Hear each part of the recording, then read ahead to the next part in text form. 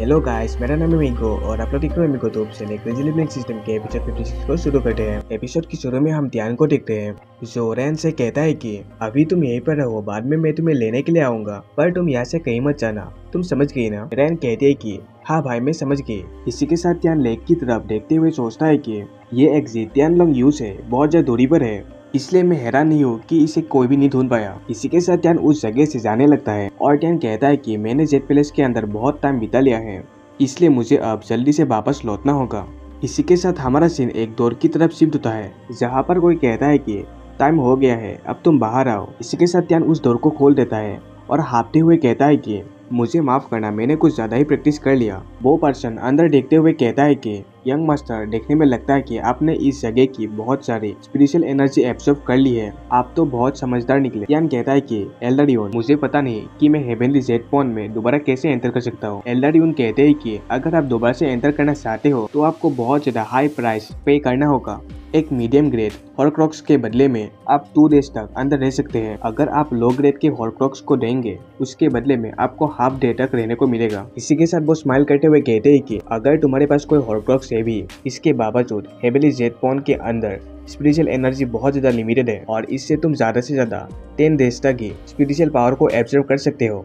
अगर तुम अंदर जाना ही चाहते हो तो मैं तुम्हें सजेस्ट करूंगा कि तुम कुछ महीनों के बाद अंदर जा सकते हो, जिससे हेवनली जेट पॉन की स्पिरिचुअल एनर्जी रिकवर हो जाएगी। यंग मास्टर, आप 5 डेज तक हेवनली जेट पॉन के अंदर रहे, ये पहले से ही आपके लिए एक बहुत बड़ा रिवॉर्ड है। बहुत लोग ये देखकर तुमसे जेलस फील कर रहे होंगे। तभी वो पर्सन दोबारा से कहता है कि पिविलियन लॉर्ड ली ने मुझे कहा था कि अगर तुम हेवनली जेट पॉन के अंदर से बाहर निकल आए तो उन्होंने मुझे ये चीज देने के लिए कहा है। इसी के साथ वो एक टोकन ध्यान को दिखाता है और कहता है कि ये एक फैकिंग जीन टोकन है। वो होप कर रहे हैं कि तुम जिंगसेंग पिविलियन के एक गेस्ट बनो, इसके लिए तुम्हें कुछ भी करने की जरूरत नहीं। ये सुनकर टियान सोचता है कि क्या मुझे कुछ करने की जरूरत नहीं, क्या ये मेरे लिए कोई अच्छी चीज है। इसी के साथ टियान उस टोकन को ले लेता है और कहता है कि ऑल राइट, मैं इसे ले लेता हूँ। इसी के साथ वो पर्सन टियान को ग्रीट करते हुए कहता है कि यंग मास्टर, मैं आपका स्वागत करता हूँ हमें ज्वाइन करने के लिए। अब से आप हमारे जिंगसेंग पिविलियन के सबसे यंगेस्ट गेस्ट है।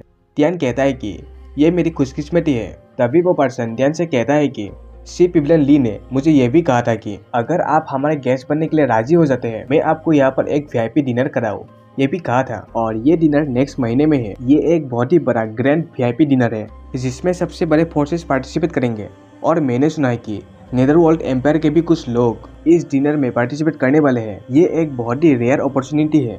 ये सुनकर टियान कहता है कि नेदरवर्ल्ड, अगर वो लोग भी इस डिनर को अटेंड करने वाले हैं तो ये डिनर थोड़ा सा इंटरेस्टिंग हो सकता है। टियान की बातें सुनकर वो आदमी कहता है कि हाँ तुमने सही कहा, नेदरवर्ल्ड एम्पायर के एक मिनिस्टर यहाँ पर आने वाले हैं ग्रैंड वीआईपी डिनर को अटेंड करने के लिए। यंग मास्टर, अगर आपके पास टाइम है तो आप इस अपॉर्चुनिटी को मिस मत करना।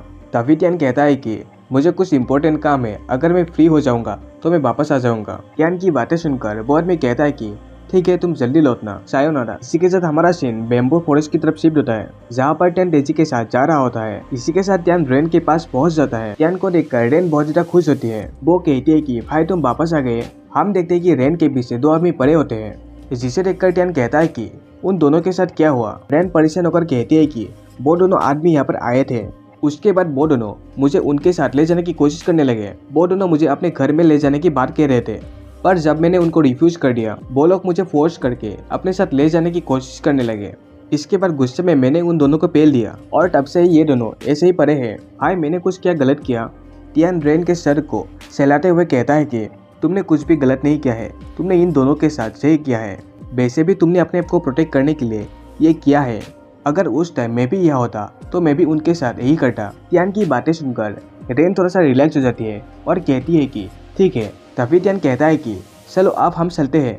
रेन कहती है कि क्या हम घर जाने वाले हैं? टियान कहता है कि पहले हमें 2 पर्सन को मीट करना होगा। इसी के साथ हमारा नेक्स्ट सीन यूवी के रूम की तरफ शिफ्ट होता है जिसका दरवाजा टूट चुका होता है।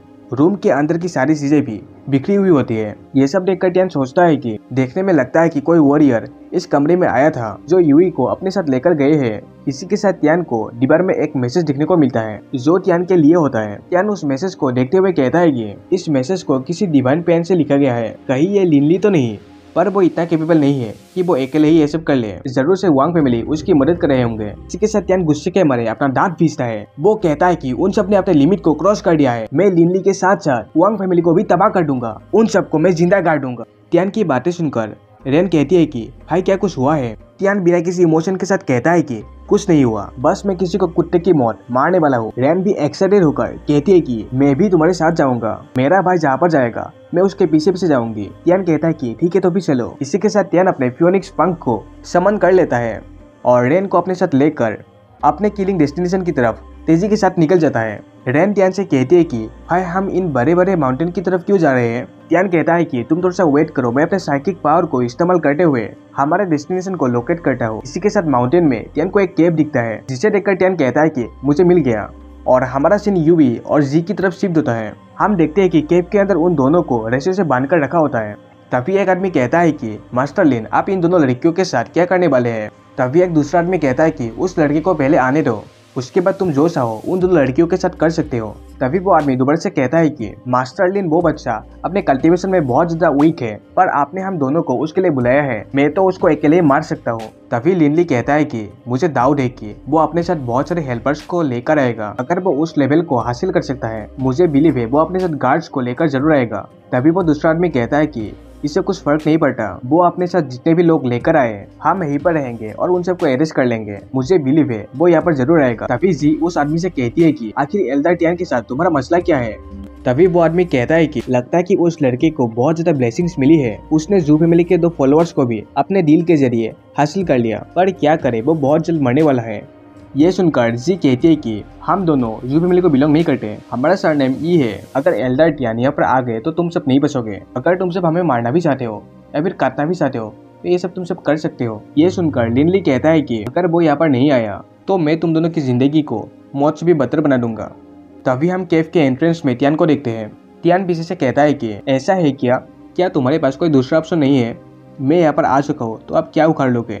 टियान को देखकर जी और यूवी बहुत ज्यादा खुश होती है। तभी हम देखते हैं कि जी को शर्ट से पीछे की तरफ से कोई पकड़ लेता है। जी दर्द के मारे जोर से चिल्लाती है और वो आदमी कहता है कि तुम बहुत जल्दी आ गए हैं, तुम तो अपने साथ हेल्पर्स को भी लेके नहीं आए। इसी के साथ हमें उस आदमी के फेस को दिखाया जाता है।